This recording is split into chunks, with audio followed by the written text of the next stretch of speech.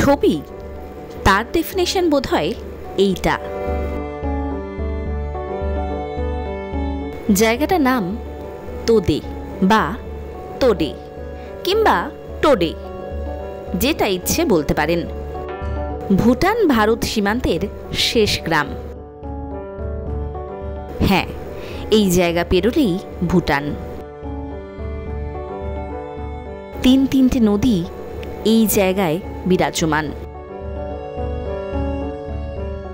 ভুটান আর ভারতকে প্রাকৃতিকভাবে আলাদা করেছে এই নদীগুলি। একেবারে প্রকৃতিতে মোড়া এই জায়গা। একবার গেলেই ফিরে আসতে মন খারাপই করবে। কি নেই এই জায়গায়? পাহাড়, নদী, ঝর্ণা, আর রয়েছে সুন্দর একটা ভ্যালি। যতদূর চোখ যাবে শুধু পাহাড় আর পাহাড়। এত সুন্দর জায়গা ছেড়ে কে বা বাঁচতে চায় বলুন?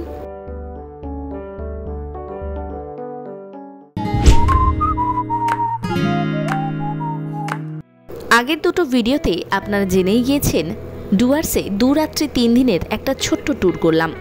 আজকে তার দ্বিতীয় দিন। দ্বিতীয় দিনের কি সাইট সিন করেছি তার ডিটেলস কিন্তু আমি অলরেডি আপলোড করে দিয়েছি, সেটা একবার চেক করে নেবেন। ডেসক্রিপশনে লিঙ্ক রয়েছে। আর প্রথম দিন কোথায় ছিলাম সেটাও অলরেডি আপলোডেড। কালিম্পংয়েরই রঙ্গ নামের একটা ছোট্ট অফবিট গ্রামে ছিলাম, সেটার লিঙ্কও রয়েছে ডেসক্রিপশন বক্সে। আজকে চললাম ঝালং বিন্দু সাইট সিন করে তোদে বা তোডে নামের কালিম্পংয়ের একটি অফবিট গ্রামে।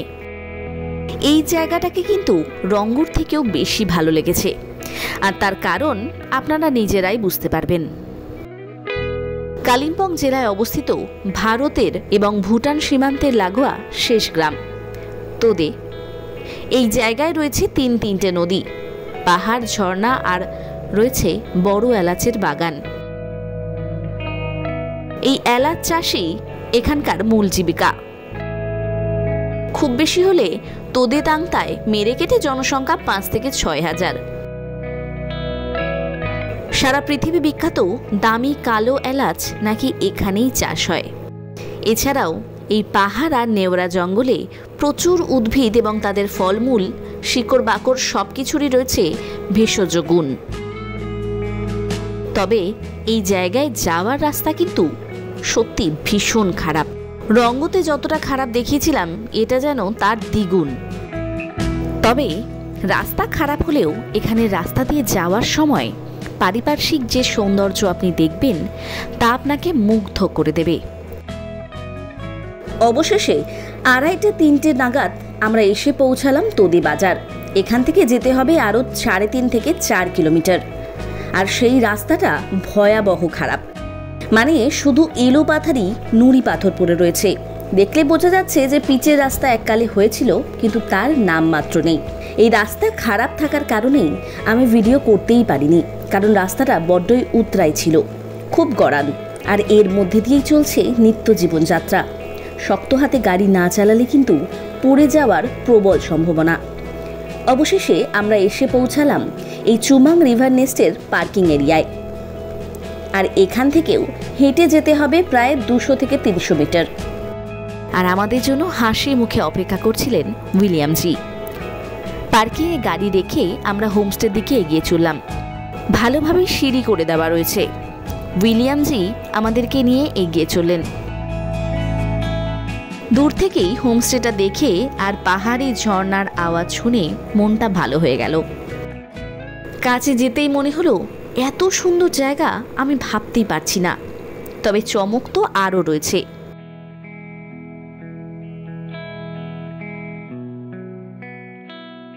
রুমে ঢুকে যখন ব্যালকনির দরজাটা খুললাম তখন এত সুন্দর একটা দৃশ্য। রঙ্গ রিভার ক্যাম্পের রুমের দরজা খুললেও কিন্তু নদী দেখা যাচ্ছিল।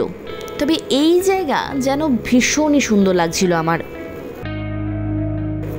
ব্যালকনির দরজা খুলেই নদী আপনাকে হাতছানি দিচ্ছে।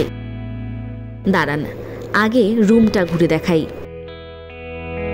রুমের মধ্যে একটা ডাবল বেড, একটা ছোট্ট আয়না, একটা টি টেবিল আর সঙ্গে অ্যাটাচ বাথরুম। ঘরটা যথেষ্ট পরিষ্কার পরিচ্ছন্ন, আর বাথরুমটাও পরিষ্কার পরিচ্ছন্ন। জানলার পর্দা সরালেই নদী, আর দরজা খুললে নদীর খরস্রোতা আওয়াজ। ব্যালকনিতে ছোট্ট করে একটা ল্যাম্প লাগানো রয়েছে, আর কটেজগুলোকে খুব সুন্দর করে সাজানো হয়েছে, যেটা দেখে আমার আরও বেশি ভালো লাগলো। আর এই ফাঁকা জায়গাটায় বসে সময় কাটিয়ে দেওয়া যায় অনেকক্ষণ। এইসব দেখতে দেখতেই লাঞ্চ চলে আসলো। হাত মুখ ধুয়ে লাঞ্চটা সেরে নিলাম। খাবারে ছিল ভাত, ডাল, ঝুরি ঝুরি আলু ভাজা, আর 1 পিস বেগুন ভাজা, আর চিকেন। হ্যাঁ, দুপুরবেলাতেই এখানে চিকেনটা দিয়ে দেওয়া হয়। খাওয়া দাওয়া করে আর শোয়নি, চলে গিয়েছিলাম এই জায়গাটাকে এক্সপ্লোর করতে, কারণ আমি আগে থেকেই জেনে এসেছিলাম এখানে অনেক কিছুই দেখার রয়েছে। এইটা হচ্ছে এই চুমাং রিভার নেস্টের মেন ঘর। এর ভেতরে 3খানা রুম রয়েছে, আর বাইরের দিকে দেখুন একটা দোতলা কটেজও রয়েছে। আর ওই যে দূরে দেখছেন সেটা হচ্ছে হবিট হাউস। হবিট হাউসটাও একটা রুম, সেখানে বেশ অনেকজন একসাথে থাকা যায়।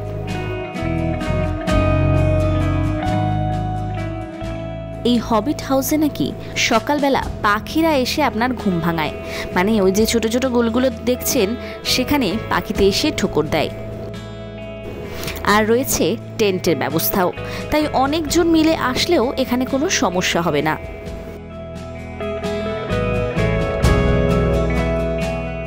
এরপরই এই নদীর পার বরাবর হাঁটতে থাকলাম। হাঁটতে হাঁটতে বেশ কিছু ছবিও তুলেছিলাম। এই নদীটা পায়ে হেঁটেই পার হওয়া যায়, জল এতটাই কম। নদী পার হয়ে উল্টো দিক দিয়ে হোমস্টেটা দেখতেই যেন আরও মায়াময় লাগছিল। প্রত্যেকটা পদে পদে মনে হচ্ছিল ছবি আর ভিডিও তুলে রাখি, যেন একটা মুহূর্তও মিস না হয়ে যায়।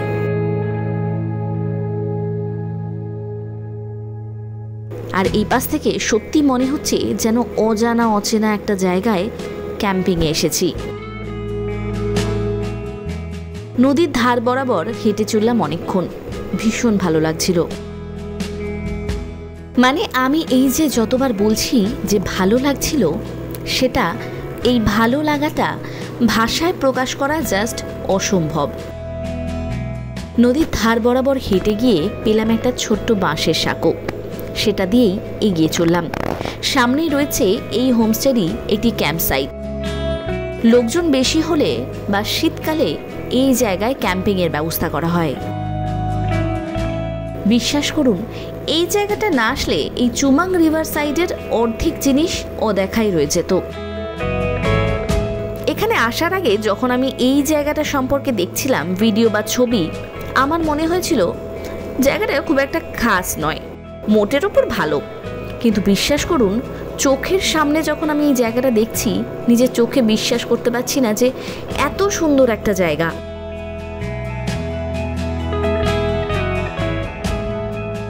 আমি জানি না ছবিতে, ফোনে বা ভিডিওতে কতটা দেখা যাচ্ছে, তবে চোখের সামনে দেখলে অবাক হয়ে যাবেন।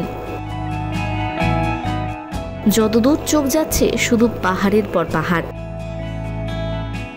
আর কানে ভেসে আসছে নদীর জলের আওয়াজ। এইখানে বসে ঘন্টার পর ঘন্টা আমি কাটাতে পারবো। বসে বসেই সন্ধে হয়ে গেল। বেশি অন্ধকার না করে আমরা ফিরে চললাম আমাদের রুমের দিকে। সন্ধে হওয়ার কারণে কিছুক্ষণ পর চলে আসলো চা। চা খেতে খেতে এখানকার অন্যান্য গেস্টদের সাথে আড্ডা দিচ্ছিলাম, তারা কোথা থেকে আসছেন, কি করেন, এই সব। আরও কিছুক্ষণ পর চলে আসলো ইভিনিং স্ন্যাক্স। স্ন্যাক্সে ছিল চিকেন বারবিকিউ, যেটা একেবারেই ফ্রি অফ কস্ট। আমি এই প্রথমবার কোনো হোমস্টে দেখলাম যেখানে সন্ধেবেলায় স্ন্যাক্সে দেওয়া হচ্ছে চিকেন বারবিকিউ। অন্যান্য দিন যদি চিকেন বারবিকিউ নাও হয়, সেক্ষেত্রেও কিন্তু এনারা স্ন্যাক্সে চিকেনেরই আইটেম দেন, যেমন চিকেন মোমো, চিকেন পকোড়া, এইসব। স্ন্যাক্স খেয়ে আরও একটু গল্পগুজব চলল। গল্প করতে করতেই চলে আসলো ডিনার। ডিনার করার পরেও অনেকক্ষণ আড্ডা মারলাম আমরা। প্রায় অনেকক্ষণ গল্প টল্প করে শুতে গেলাম সবাই। পরের দিন সকালবেলা ঘুম ভাঙল নদীর জলের আওয়াজে। ফ্রেশ হয়েই চলে গেলাম ব্যালকনিতে। চুমাং নদীকে আরও একবার দেখলাম। এরপরেই চলে আসলো ব্রেকফাস্ট। ব্রেকফাস্টে ছিল লুচি সবজি। চা জলখাবার খেয়ে আবারও হাঁটতে হাঁটতে চলে গেলাম সেই ক্যাম্পের সাইডটায়। এই জায়গায় বেশ অনেকক্ষণই সময় কাটালাম।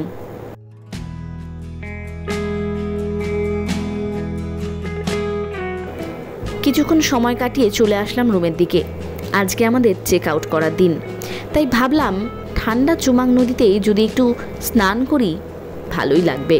নদীর জল ভীষণ ঠান্ডা, তবে এই ঠান্ডা জলে শরীরের সমস্ত ক্লান্তি একদম ধুয়ে মুছে সাফ করে দেয়।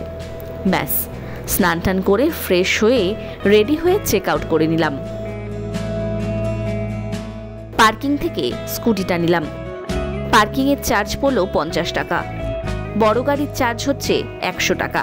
পার্কিংটা দিয়ে আবারও আঁকা বাঁকা পথ ধরে উপরের দিকে উঠে গেলাম। তোদে বাজারকে পিছনে ছেড়ে এগিয়ে চললাম শিলিগুড়ির দিকে।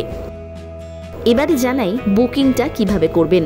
এনাদের এখানে টেন্টের ভাড়া হচ্ছে 1500 টাকা আর রুমের ভাড়া হচ্ছে 1600 টাকা, যার মধ্যে একজনার থাকা আর খাওয়াটা ইনক্লুডেড। আর বুকিং করতে চাইলে যোগাযোগ করতে পারেন সুতনুদার সাথে। নাম্বার হচ্ছে 9062517518। এই নাম্বারে। কিভাবে আসবেন? নিউম্যাল জাংশন থেকে তোদের দূরত্ব 58 কিলোমিটার আর নিউ জলপাইগুড়ি থেকে এর দূরত্ব 114 কিলোমিটার। শিলিগুড়ি বা নিউ জলপাইগুড়ি থেকে গাড়ি যদি ডিরেক্ট রিজার্ভ করে তোদে যেতে চান তাহলে ভাড়া পড়বে 3500 থেকে 4000।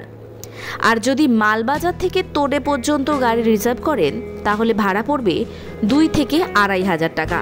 আবার কেউ যদি শিলিগুড়ি থেকে শুধু মালবাজারও আসতে চান রিজার্ভ গাড়িতে তাহলে ভাড়া নেবে 1500 টাকা। এবারে বলি শেয়ার গাড়িতে কিভাবে আসবেন। শিলিগুড়ি থেকে কিন্তু সরাসরি শেয়ার গাড়ি খুবই কম রয়েছে, তবে মালবাজার বা চালসা থেকে গাড়ি সহজেই পাবেন। আর একান্তই শিলিগুড়ি থেকে আসতে চাইলে প্রথমে শিলিগুড়ি স্টেশনে নেমে বা যেখানেই নামুন না কেন টোটো করে চলে আসুন পিসি মিত্তাল বাস স্ট্যান্ড। টোটোতে লাগবে 30 টাকা। এখান থেকে 60 বা 70 টাকা দিয়ে বাসে করে চলে আসুন মালবাজার।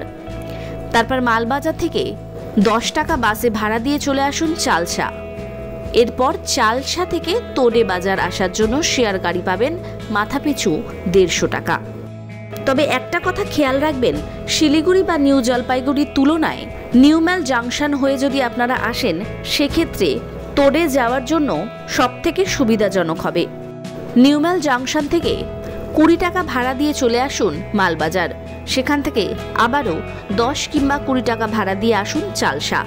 চালসা থেকে অ্যাজ ইউজুয়াল শেয়ার গাড়ি রয়েছে, তবে চালসা থেকে যে শেয়ার গাড়িগুলো আসছে সেগুলো তোদে বাজার অবধি যাবে, একদম চুমাং রিভার নেস্টের পার্কিং এরিয়া পর্যন্ত যাবে না। তোদে বাজার থেকে এই পার্কিং এরিয়ার দূরত্ব প্রায় 3.5 কিলোমিটার নিচের দিকে নামতে হবে। আবারও সেই পার্কিং এরিয়া থেকে হোমস্টে পর্যন্ত যেতে হবে পায়ে হেঁটে 200 থেকে 300 মিটার। পার্কিং থেকে নিচে যাওয়ার জন্য ভালো মতোই সিঁড়ি করে দেওয়া রয়েছে। অল্প বয়স্কদের জন্য এই জায়গাটা কিন্তু খুবই সুন্দর, কিন্তু বয়স্ক বা বাচ্চা থাকলে কিন্তু সমস্যা হতে পারে। আরও একটা বিষয় শুনেছিলাম, চালসা মোড় থেকে নাকি একটি শেয়ার গাড়ি রয়েছে যেটা একদম চুমাং ক্যাম্পের পার্কিং এরিয়া পর্যন্ত যায়। এই বিষয়টা সম্পর্কে বুকিং করার সময় একবার খোঁজ নিয়ে দেখবেন। আর হ্যাঁ, মনে রাখবেন তোদে বাজার থেকে যখন ব্যাকে আসবেন চালসা, সেটার শেষ গাড়ি কিন্তু দুপুর 1টার সময় ছাড়ে তোদে বাজার থেকে। একটা কথা হলফ করে বলতে পারি, এই জায়গায় যদি একবার যান তাহলে জীবনের স্মৃতির পাতায় এটা রয়ে যাবে সারা জীবনের জন্য। এই একটা বা দুটো দিন কোনোদিনও ভুলতে পারবেন না, এতটাই সুন্দর এই জায়গাটা। এখানকার মানুষের ব্যবহারও ততটাই সুন্দর। প্রকৃতির মাঝে নির্ভেজাল কয়েকটা দিন যদি আনন্দে কাটাতে চান তাহলে এই জায়গায় আসতেই হয়। কখন যে সময় কেটে যাবে তা বুঝতেও পারবেন না। এই জায়গার পাশাপাশি কিন্তু ঘুরে নিতে পারেন দলাগাঁও, বিন্দু, ঝালং, গৈরিবাস, চিসাং বিভিন্ন জায়গা। আজকের মতো এইটুকুই। ফিরে আসবো আবার অন্য কোনো ভিডিও নিয়ে। ততক্ষণ ভালো থাকবেন, সুস্থ থাকবেন, সঙ্গে থাকবেন ট্রাভেলিয়ার।